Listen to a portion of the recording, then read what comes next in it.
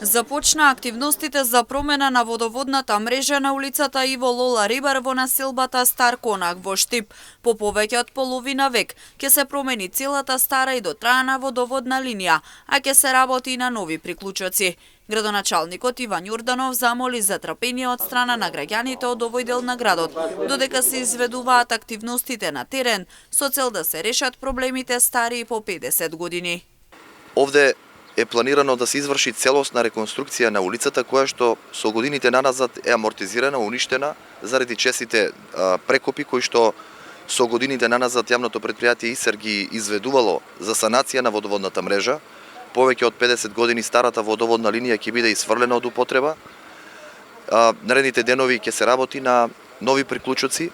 Во име на тоа замолувам за трпение кај жителите од оваа улица, затоа што станува збор за специфична конфигурација за тешко проводна улица и сигурен сум дека граѓаните кои што живеат овде, но и кои што транзитираат по оваа улица, ќе имаат ограничен пристап. Замолувам за трпение затоа што целта која што е поставена е да се реши трајно проблемот кој што овдешните жители го имаат. Освен решавање на проблемот со водоводната линија на улицата Иво Лола Рибар, се работи на неколку останати локации во градот. Во наредниот период ќе се менува водоводната мрежа и на неколку улици во населбата Автокоманда во Штип. Така ќе продолжиме и во наредниот период на наредни улици. Најавувам дека освен улицата Иво Лола Рибар, Горно Мало и Стар Конак, ќе се работи во Автокоманда на улицата 4 јули, каде што најпрво ќе се изврши промена на подземната инфраструктура, а потоа ќе се нанесува асфалт.